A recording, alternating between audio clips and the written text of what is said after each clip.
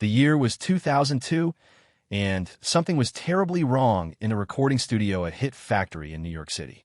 The greatest voice in music history was behind the microphone, but what was coming out of the speakers made experienced producers physically uncomfortable. Engineers kept checking their equipment, convinced something was malfunctioning. But the equipment was fine. It was Whitney Houston's voice that had broken, and everyone in that room knew they were witnessing the destruction of a legend in real time. Studio engineer Michael Patterson would later describe that first day of recording sessions for what would become the Just Whitney album as the most heartbreaking moment of his 30-year career. He had worked with Whitney before, during her glory days when her voice could shatter glass and move souls with equal ease. But the woman who walked into Hit Factory in January 2002 was not the same Whitney Houston he remembered. Her eyes were hollow, her hands trembled slightly, and when she opened her mouth to sing, the sound that emerged was a shadow of the instrument that had once been called the voice of God. To understand the tragedy of the Just Whitney sessions, you need to understand how far Whitney had fallen from the mountaintop of her own greatness. Just 10 years earlier, in 1992, she had recorded I Will Always Love You for the Bodyguard soundtrack. That recording had been completed in essentially one take, her voice soaring effortlessly through some of the most challenging vocal runs in pop music history. The single had sold over 20 million copies worldwide and had cemented Whitney's position as the greatest vocalist of her generation. But between 1992 and 2002, everything had changed. Whitney's marriage to Bobby Brown had become increasingly tumultuous and toxic. Her drug use, which had begun as recreational cocaine use in the late 80s, had escalated into a full-blown addiction that consumed her life.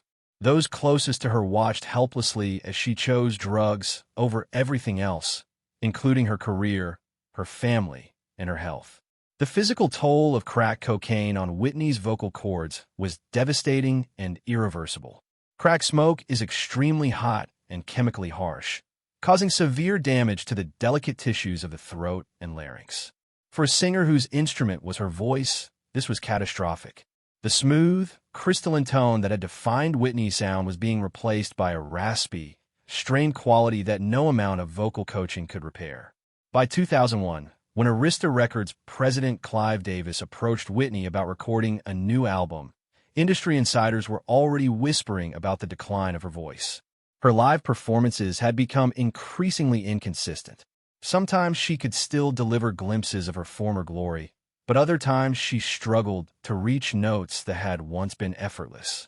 The Whitney Houston that Clive Davis had discovered and nurtured was disappearing, and he knew it. The first recording session for Just Whitney took place on January 14, 2002.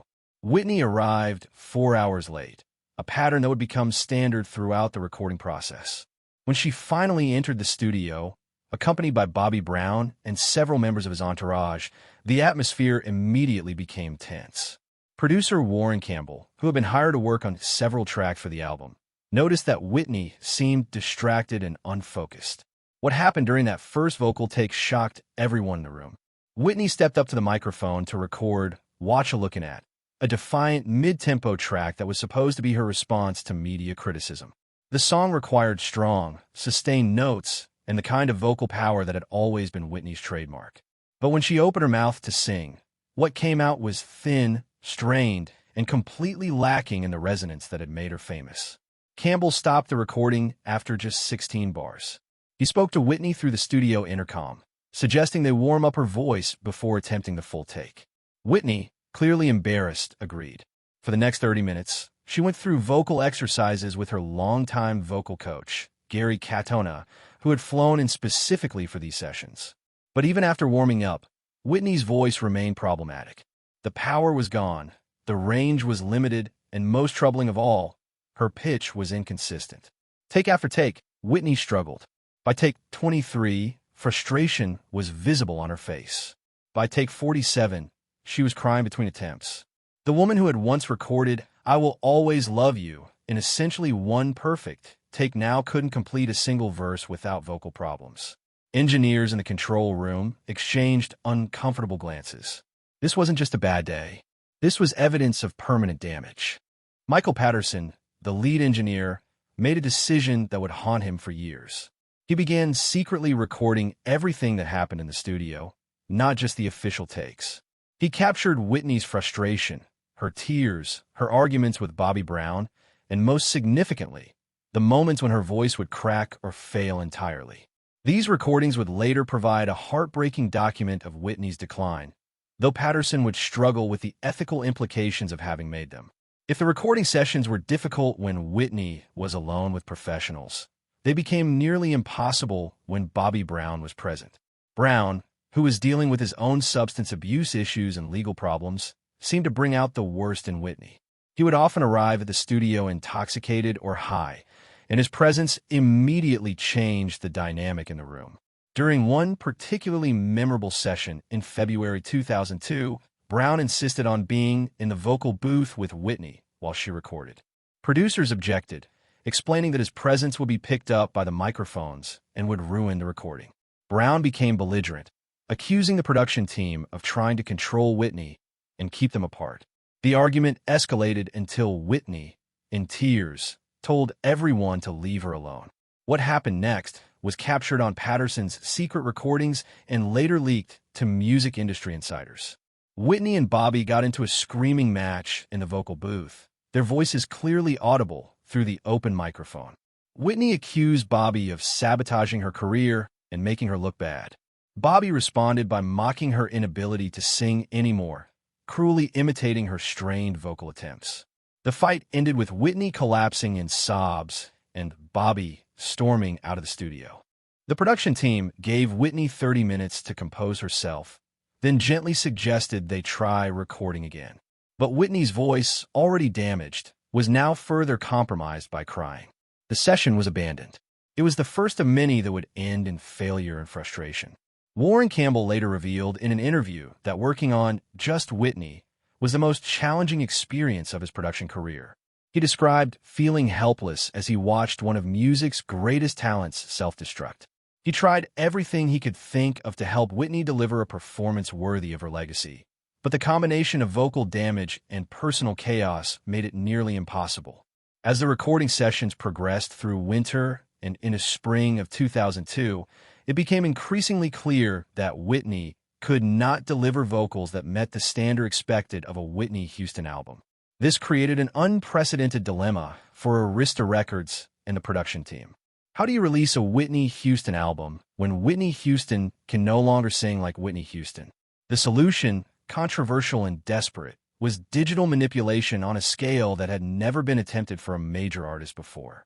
Engineers began using auto-tune and other pitch correction software not as a subtle enhancement, but as a fundamental reconstruction of Whitney's vocal performances. They would take dozens of incomplete takes and digitally splice them together, correcting pitch problems and smoothing out the raspy quality that had invaded her tone. Chief mastering engineer Tom Coyne spent hundreds of hours trying to make Whitney's vocals sound acceptable. In a later interview, he described the process as trying to rebuild a Stradivarius violin using wood from a broken chair. The fundamental instrument was damaged beyond repair, and no amount of technological wizardry could truly restore it. The best they could do was create an illusion, a digitally constructed approximation of what Whitney Houston used to sound like. The ethical implications of this digital manipulation troubled many members of the production team. They were essentially lying to Whitney's fans, presenting a computer-generated version of her voice as authentic. But the alternative, releasing an album that clearly demonstrated how far Whitney had fallen, seemed even worse. The decision was made to use whatever technology was necessary to make the album commercially viable. However, there were limits to what technology could fix. On ballads that required sustained notes and emotional vulnerability, Whitney's damaged voice was impossible to disguise. The song Dear John Letter, written as an emotional breakup anthem, was particularly problematic. Whitney simply could not hold the long notes required, and her voice would crack and waver on phrases that demanded strength. After 42 attempts to record an acceptable version, the song was quietly removed from the album. Throughout these troubled recording sessions, one person was watching with increasing alarm and heartbreak: Clive Davis, the legendary music executive who had discovered Whitney and guided her to superstardom. Davis had nurtured Whitney's career from her debut in 1985, carefully selecting songs and producers to showcase her extraordinary voice. He had been present for her greatest triumphs, and now he was witnessing her tragic decline. In March 2002, Davis flew to New York specifically to attend a recording session and assess the situation firsthand. What he heard in the studio that day devastated him. This was not the Whitney Houston he had discovered 17 years earlier. This was not even a reasonable approximation of that Whitney Houston. The voice that had once been pure magic was now strained, limited, and heartbreaking. After the session ended, Davis requested a private meeting with Whitney. What was said in that meeting has been reported by multiple sources who were present in the studio that day. Davis, with tears in his eyes, told Whitney the truth that no one else had been willing to say directly. "Whitney, this isn't your voice anymore. We need to talk about what's happening." Whitney's response was defensive and angry. She accused Davis of abandoning her and not believing in her anymore.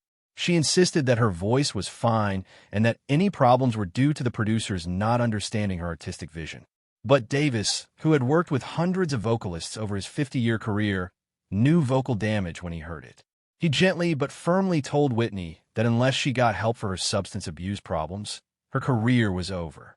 The meeting ended badly, with Whitney storming out and Davis sitting alone in the studio, his head in his hands.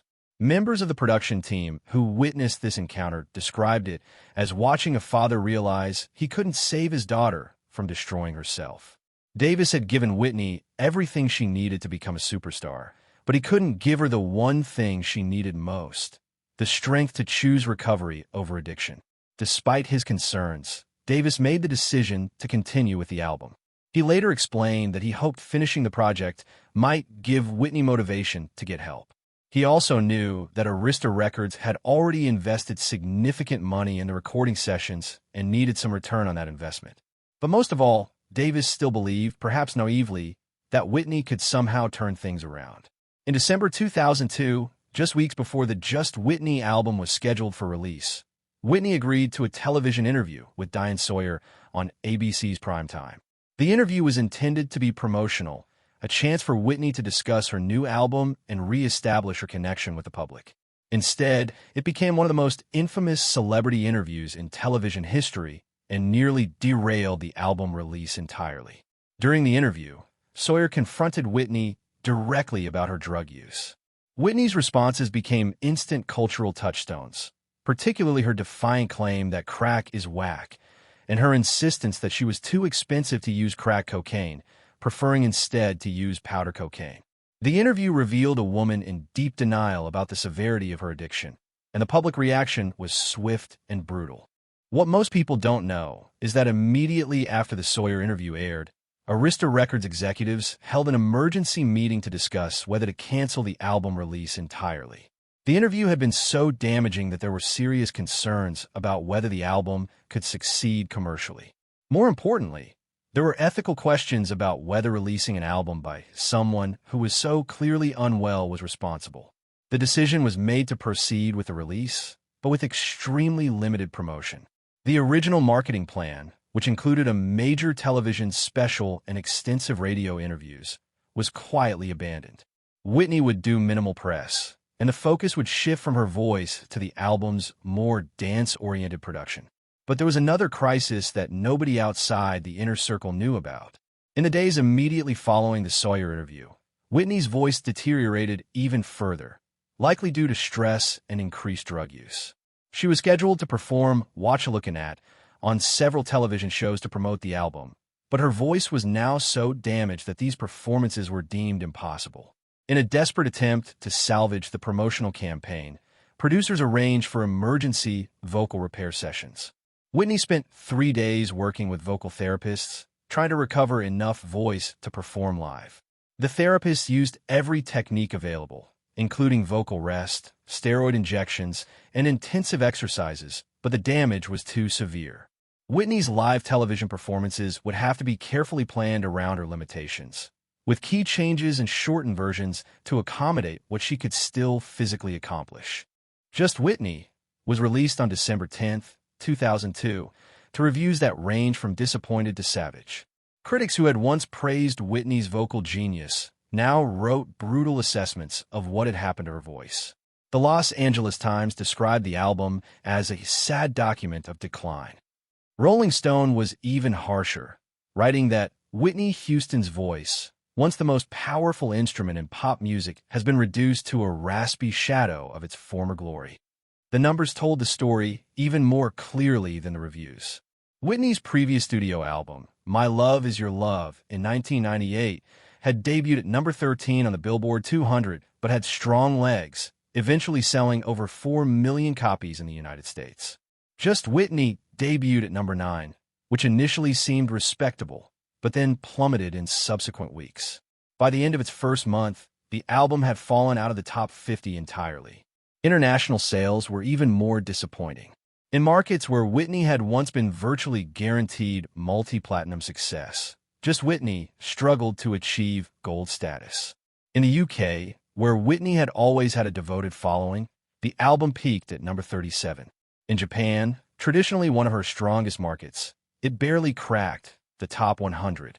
The lead single, Whatchulookinat, was particularly emblematic of the album's failure. The song was clearly intended to be a defiant response to critics and tabloid speculation about Whitney's personal life. The lyrics directly addressed the media scrutiny she was facing, but the delivery lacked the vocal power necessary to make the defiance convincing. Instead of sounding strong and confident, Whitney sounded strained and defensive. Radio programmers, who had once fought to be the first to play new Whitney Houston music, were now reluctant to add her songs to playlists. Focus groups revealed that listeners found Whitney's new vocal quality uncomfortable and sad to hear. The stark contrast between what Whitney's voice used to be and what it had become was simply too jarring for many fans. Behind the scenes, Arista Records executives were having frank discussions about Whitney's future with the label. Her contract still had one album remaining, but there was serious doubt about whether that album should ever be made. The Just Whitney experience had been expensive, difficult, and ultimately unsuccessful. More importantly, it had been painful for everyone involved to watch such a gifted artist self-destruct. Not everyone who was scheduled to work on Just Whitney completed their involvement. Several high-profile producers and writers walked away from the project when they realized the extent of Whitney's problems. Their reasons were partly professional. They didn't want to be associated with a failing album, but mostly personal. They simply couldn't bear to watch Whitney destroy herself. Legendary producer David Foster, who had worked with Whitney on I Will Always Love You and several other classics, was initially attached to produce 2 ballads for Just Whitney. Foster arrived at the studio excited to work with Whitney again, but what he encountered shocked him. After just 2 days of sessions, during which Whitney struggled to complete even basic vocal takes, Foster privately informed Arista executives that he couldn't continue with the project. In a later interview, Foster chose his words carefully, but his meaning was clear. Sometimes as a producer, you realize that the artist is not in a place where they could deliver what's needed. It becomes about more than just music at that point. It becomes about watching someone you care about in pain, and I couldn't be part of that. Babyface, another legendary producer who had collaborated with Whitney on the massively successful Exhale, Shoop Shoop, for Waiting to Exhale, had a similar experience. He was asked to write and produce tracks for Just Whitney, but after preliminary discussions and hearing rough vocals that Whitney had recorded, he politely declined. Sources close to Babyface reported that he found the experience of hearing Whitney's damaged voice too emotionally difficult. The departure of high-caliber producers like Foster and Babyface meant that Just Whitney ended up being helmed primarily by less experienced producers who were willing to work within the constraints of Whitney's limitations. This isn't to say these producers weren't talented, but they lacked the clout and experience to push back when Bobby Brown interfered or when Whitney made poor creative decisions. Missy Elliott, who produced the track In My Business for the album, later spoke diplomatically about the experience, but her frustration was evident. She described having a vision for Whitney's vocal that required power and attitude, but not being able to achieve it because of the state of Whitney's voice. The final version of In My Business was heavily processed with digital effects, more out of necessity than artistic choice. Perhaps the most heartbreaking aspect of the Just Whitney sessions was the number of songs that were recorded but ultimately abandoned because Whitney simply couldn't sing them adequately. In the vault at Arista Records, there are dozens of incomplete tracks, false starts, and failed attempts that document Whitney's struggle. One particularly poignant lost song was a ballad titled Unforgivable, written specifically for Whitney by Diane Warren, one of the most successful songwriters in pop music history. Warren had written the song as a powerful statement about recovering from betrayal and reclaiming personal strength. On paper, it was perfect for Whitney's situation and could have been a defining moment on the album. But Whitney couldn't sing it. The song required sustained high notes and the kind of emotional control that had once been her specialty. Session recordings reveal Whitney attempting Unforgivable over and over, each time breaking down when she reached the climactic chorus. After the 47th failed attempt, Whitney sat in the vocal booth crying, saying repeatedly, "I can't do it. I just can't do it anymore." Diane Warren, who attended one of these sessions, later described feeling devastated watching Whitney struggle. She had written the song specifically for Whitney's voice, or rather, for what Whitney's voice used to be. Seeing that voice diminish to the point where the song was impossible was, in Warren's words, like watching someone lose a limb. Another abandoned track was a duet with Aretha Franklin titled, "It Isn't, It Wasn't, Ain't Never Gonna Be." The song was meant to showcase two of the greatest voices in music history trading powerful vocal runs. But when Whitney and Aretha got into the studio together, the contrast between Aretha's still powerful instrument and Whitney's damaged voice was so stark that both women knew the duet couldn't work. The session was abandoned after just 2 hours, and neither artist spoke publicly about what had happened. There was a specific moment when Whitney Houston fully understood what she had lost. It came during a session in April 2002, when the production team asked her to record "Try It On My Own," a ballad that would eventually become the album's second single. The song was about independence and self-sufficiency, themes that resonated with Whitney's situation. Whitney stepped up to the microphone confident that she could deliver an emotional, powerful performance. The track began, and Whitney started singing the first verse. Everything seemed fine until she reached the chorus, which required her to sustain a long note while gradually increasing in volume and intensity. It was exactly the kind of vocal moment that had always been Whitney's trademark, the technique that had made her famous. But when Whitney attempted the note, her voice cracked. She tried again. It cracked again. She asked the engineer to start the chorus over. Same result. Again and again she tried, each time failing to hold the notes steadily. Finally, after the 13th failed attempt, Whitney stopped and asked for the playback of one of her classic recordings. Just Whitney would be Whitney Houston's last studio album for 7 years. The commercial failure and critical drubbing convinced Arista Records that releasing new Whitney Houston music in her current condition was not viable. Her contract was eventually allowed to expire without the final album being recorded. The album ultimately sold just over 500,000 copies in the United States, barely achieving gold certification. For an artist who had previously sold millions of copies of every album, this was a catastrophic decline. Internationally, sales were even weaker, with the album failing to chart in many countries where Whitney had once dominated. But the true legacy of Just Whitney isn't measured in sales figures. It's measured in the cautionary tale it represents about the cost of addiction and self-destruction.